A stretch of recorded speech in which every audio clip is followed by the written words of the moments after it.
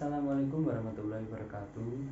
Kami dari kelompok 7 yang beranggotakan saya Muhammad Audrey Rezal Karim Firmansyah, dan ini teman saya Miselia Alba Kamelia Azhara yang akan membawakan matkul ichtiologi tema 7 tentang sistem urogenital ikan.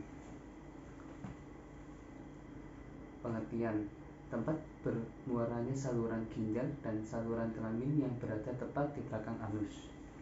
Ikan mempunyai ekskresi berupa ginjal dan suatu lubang pengeluaran yang disebut urogenital. Nah, lubang urogenital sendiri ialah lubang tempat bermuaranya saluran ginjal dan saluran kelamin yang berada tepat di belakang anus. Sistem urogenital dibagi menjadi dua, ekskresi dan osmoregulasi. Ekskresi: hewan bertulang belakang membuang beberapa sisa hasil metaboliknya melalui saluran pencernaan dan kulitnya, tetapi sebagian besar dibuang melalui ginjal. Ginjal berjumlah sepasang berbentuk ramping dan memanjang dengan warna merah tua, terletak di bagian atas rongga perut di bawah tulang punggung.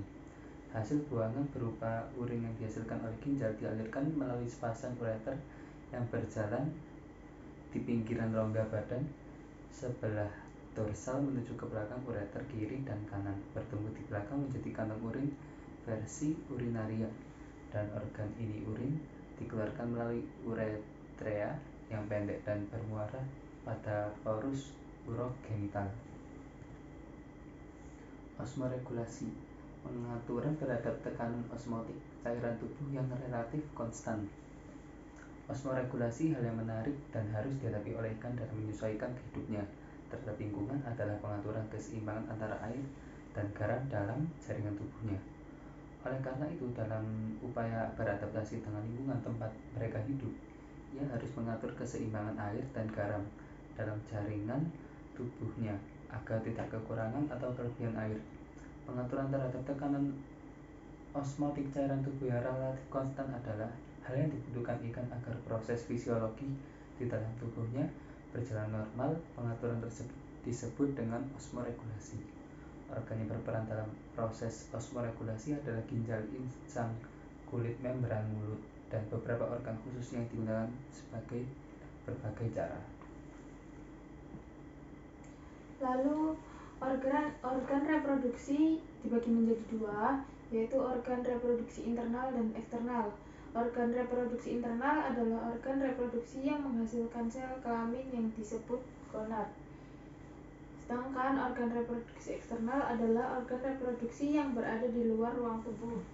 Jadi, organ reproduksi yang berada di luar tubuh diantaranya adalah vulva pada hewan betina, sedangkan pada hewan jantan akan sebaliknya. Organ reproduksi internal diantaranya saluran reproduksi, kelenjar, aksesoris, dan gonad.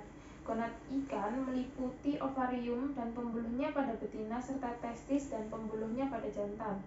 Sebagai organ eksternal hewan betina, vulva terdiri atas bagian paling luar yang dikenal dengan sebutan labia mayora dan bagian dalam disebut labia minora serta klitoris. Lalu selanjutnya, fungsi organ reproduksi. Fungsi umum dari organ reproduksi yaitu menghasilkan keturunan yang berguna untuk melestarikan spesiesnya. Ikan merupakan kelompok hewan ovipar, contohnya ikan mas. Namun ada beberapa spesies yang bereproduksi dengan cara ovovivipar, yaitu ikan hiu. Organ reproduksi ikan dibagi menjadi organ reproduksi eksternal yaitu kloaka, dan internal yaitu ovarium, oviduk, testis, dan urogenitalis. Sel telur yang dihasilkan oleh ovarium dilepas ke lingkungan melalui oviduk dan selanjutnya melalui kloaka.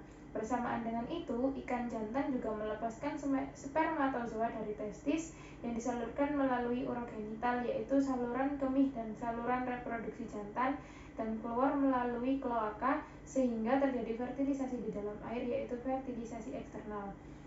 Sel telur yang telah dibuahi tampak seperti bulatan kecil berwarna putih dan akan menetas dalam waktu 24-40 jam. Anak ikan yang baru menetas mendapat makanan dari kuning telur yang terletak di dalam perutnya. Kuning telur yang terbentuk bersamaan ketika sel telur mengalami perkembangan dan pendewasaan di dalam ovarium. Hormon estrogen yang dihasilkan oleh sel folikel menstimuli sel hepatosit di hati untuk menyekresi protein vitegenin melalui proses vitelogenesis. Proses tersebut merupakan bahan dasar dari kuning telur yang terdapat pada sel telur yang dewasa. Mungkin sekian dari kami.